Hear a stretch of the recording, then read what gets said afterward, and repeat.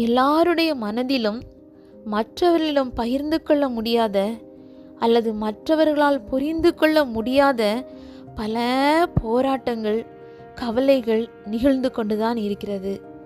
அந்த கவலைகள், போராட்டங்கள், கஷ்டங்களை நாம் எப்படி கையாளுகிறோம் என்பதுதான் நம்முடைய வாழ்க்கையை நிர்ணயிக்கிறது.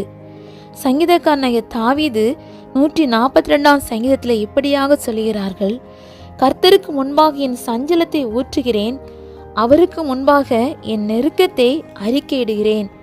ஆம், தேவனாகிய கர்த்தாவே, வலதுபுறமாய் கண்ணோக்கி பாருங்க, என்னை அறிவார் ஒருவரும் இல்லை, எனக்கு அடைக்கலம் இல்லாமல் போயிற்று, என் ஆத்துமாவை விசாரிப்பார் ஒருவரும் இல்லை.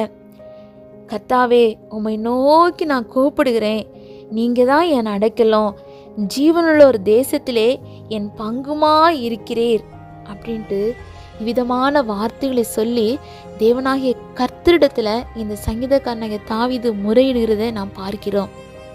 இதன் விளைவு, இந்த சங்கீதக்காரனாகிய தாவீது இஸ்ரவேல் தேசத்திற்கு அனைத்திற்கும் ராஜாவாக உயர்த்தப்படுகிறார்.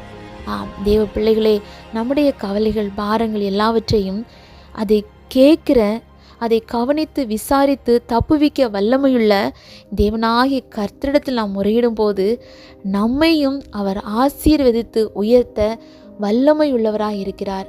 இன்றிலிருந்து நம்முடைய பாரங்கள், கவலைகள், துக்கங்கள் எல்லாவற்றையும் நம்மை விசாரிக்கிற தேவனாகிய கர்த்தர் ஒருவரிடம் மாத்திரம் நாம் சொல்லி ஜெயமெடுக்க பழகிக்கொள்ளுவோம்.